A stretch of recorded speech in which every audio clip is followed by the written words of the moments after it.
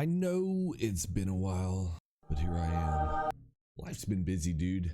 Obviously, I stream full-time on Twitch, so I've been devoting a lot of my time to that, but I haven't forgot about you guys.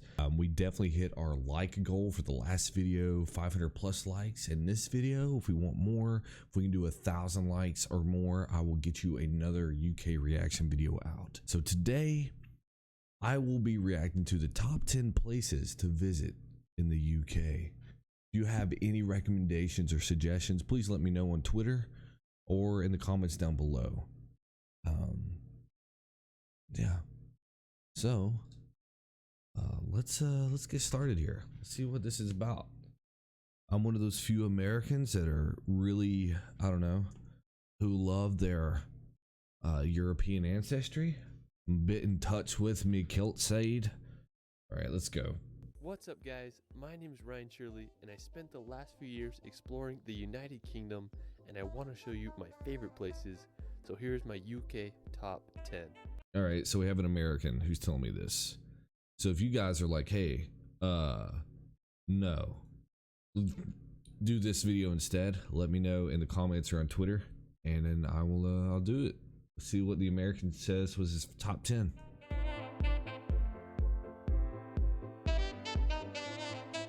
The United Kingdom is made up of the countries of England, Wales, Northern Ireland, and Scotland. If you want to go back in time and feel like you're in a fairy tale or a Harry Potter film, the UK is the place for you.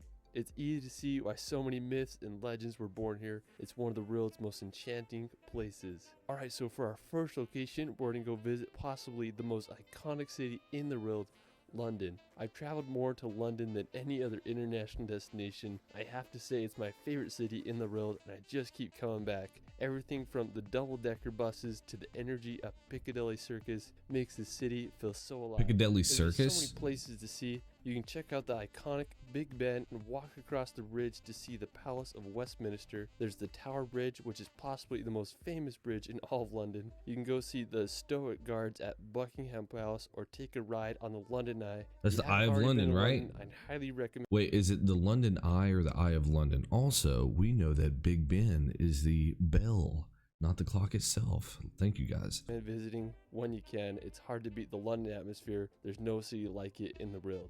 Alright, so after exploring London, we're going to make the 2-hour drive over to Stonehenge. Located in Wiltshire, England, lies one of the most famous man-made rock structures in the world. There's a lot of mysteries. Okay, so in the show Outlander, are they using the actual Stonehenge? Are they allowed to film there, or is it supposed to be Stonehenge? You guys got to be watching Outlander, right? With Sam playing James Alexander Fraser McKenzie, or whatever. Anyway. Alexander surrounding Stonehenge. Malcolm like, what was its purpose? McKenzie. How was it made? Archaeologists believe it was constructed back between 3000 to 2000 BC. Stonehenge consists of a ring of rocks, each being around 13 feet high and weighing nearly 25 tons each. It's unclear what the exact purpose of Stonehenge was. It's believed that it was used as an astronomical observatory or a religious site. Either way, it sure makes you stop and think how people thousands of years ago were able to construct this. Alright, so after Stonehenge, we're going to head on over to the Jurassic Coast. While you won't find any dinosaurs here, you might find some fossils on the beach. The Jurassic Coast is England's only natural. I love that so much. Popular with its white cliffs and picturesque beaches that are full of fossils formed over 65 million years ago. One of the most famous spots on the Jurassic Coast is Door. It's this limestone arch that goes straight into the ocean. There's a great beach there, and I just can't think of a better place to spend during the hot English. What does Durdle mean? What is Durdle? Is that old Anglo-Saxon or Celt or Gaelic or something? Like, what's a Durdle door? Summers. One of my favorite spots on the Jurassic Coast. That is so sick looking. Rocks. Now, special thanks to my friend David Rule for providing this footage. He has an awesome Instagram and YouTube that I'll provide in the description below. I remember the first time I saw his picture of this place, and I was just baffled by the scenery there. The old hairy rocks are these sea stacks that are made completely out of chalk that mark the end of the Jurassic Coast. In World War II, the stacks were used as target practice for pilots, so that's kind of crazy. I just love the combination of the green meadows with the white cliffs and the blue ocean. God, like, that is beautiful. That's picturesque, dude. That is wild. Like, it's so clean. Like, the greenery is so clean and proportioned, and then you've got like this Just the contrast is just unbelievable. I love that, dude. That is so awesome. It's just hard to beat that scenery. All right, so after the Jurassic Coast, we're going to head up north Jurassic to visit Coast. the country of Wales. Now, Wales is located in the southwest part of Great Britain. It's famous for its mountainous national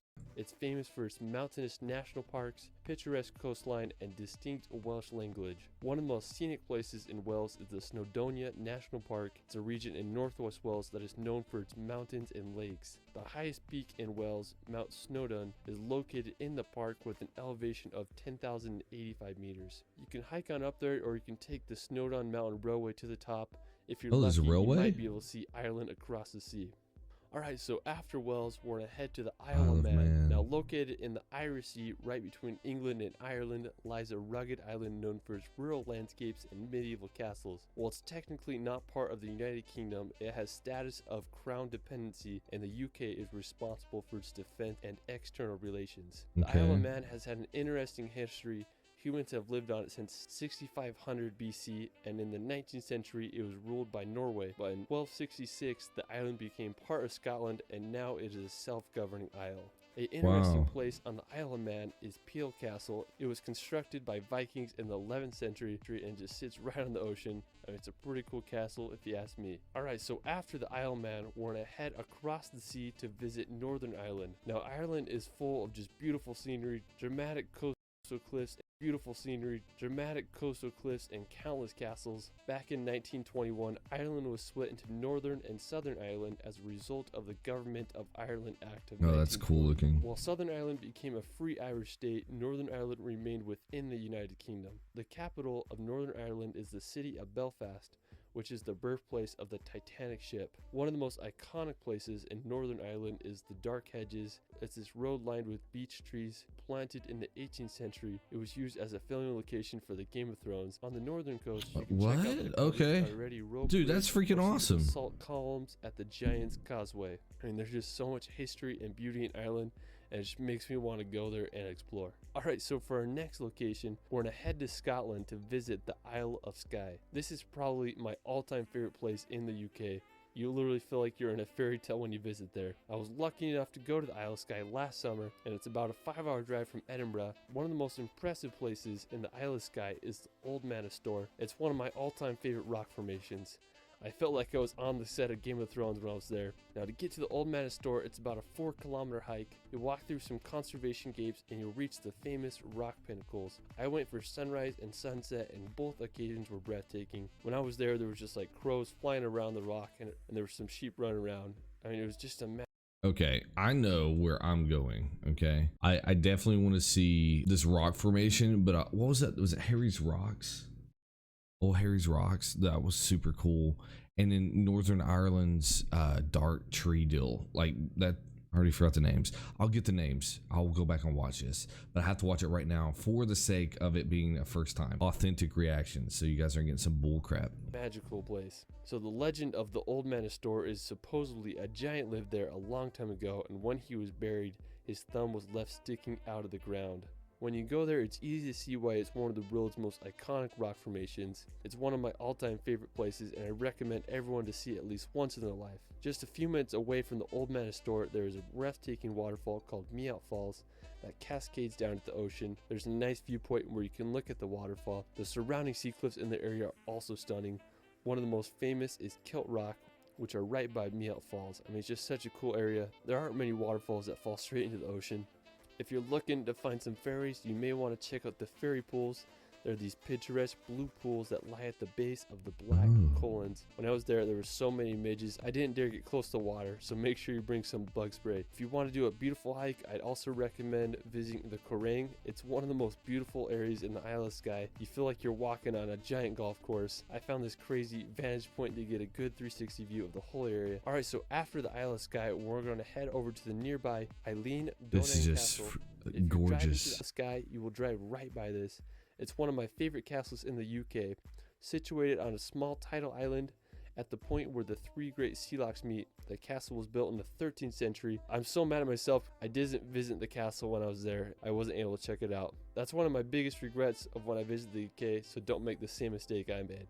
Alright, so after the castle, we're going to head over to one of Scotland's most iconic locations, The Glenfinnan Viaduct is located at the top of Loch Shiel in the West Highlands of Scotland. It was completed around 1898. Apparently It's Scotland's mainly got a lot of familiar beautiful because it was places. featured in the Harry Potter films. When I was there, I wanted to get close to the bridge, so I walked underneath it. I was just shook by how big it actually was. After I hiked to the top to get a good vantage point so I could see the famous train go across the viaduct. Just really reminds you of those Harry Potter movies. Alright, so after Glenfinnan, we're gonna head over to Edinburgh. Now, if you want to go back in time, Edinburgh is a must. It's where J.K. Rowling wrote her Harry Potter novels. When I started traveling, this was one of the first cities I visited. It's a medieval old town with intricate neoclassical buildings, cobblestone streets, and beautiful gardens. The iconic Edinburgh Castle. My man was just doing a handstand in the middle of Edinburgh. All right. When I was there, I didn't go into the castle because I was being too cheap, but one of my favorite places was Calton Hill. It offers a beautiful view of the whole That is city. gorgeous skyline. While we're still in Edinburgh, we're going to head over to Oh, that's cool, dude. Now, Arthur's Seat Arthur's is Seat? located in Holyrood Park, and it's a short walk from Edinburgh Centre. Arthur's Seat is an extinct volcano with an elevation of 823 feet. Oh, when I was there, that's I wanted to get cool. as high as I could so I could see all of Edinburgh. I made a hike. How up many and volcanoes does the UK it was have? so windy when I was there, nearly blew me over.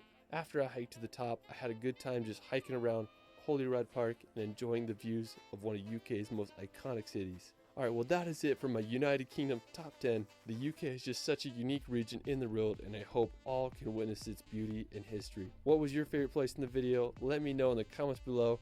If you guys want to support the channel, considering becoming a patron, and where you get perks such as free You travel guys may guides want and to check this stock guy photos. out. You can find me on Instagram at shirley.films. It's Ryan, and we will see you later. All right, dude. So that's Ryan's top 10 UK spots. What do you guys think? What did he miss? What would you put in that list other than what he put? Especially being natives and locals of the territory, I want to know. All I know is I definitely want to see the stones in Scotland. I want to see the dark beechwood road in Northern Ireland, and I'd love to see old Harry's rocks, dude. Sounds like Harry's balls. And be sure to like, subscribe. It really helps out. If I can get more traction on YouTube, I will be doing these a lot more. Most of my income comes through Twitch. So I have to focus a lot on that because that's my livelihood. That's how I keep me and my 3 girls supported. So, but if I get enough traction on here, I will definitely not be jumping ship, but trying to dual wield both platforms. So hit me up on Twitter if you have any video suggestions or any complaints. And let me know down in the comments, like, share, let some people know, hey dude, there's this red woolly looking Yankee trying to learn some junk. Let them know. I'll see you guys. Peace. Can you say thank you? Say thank you? Thank you.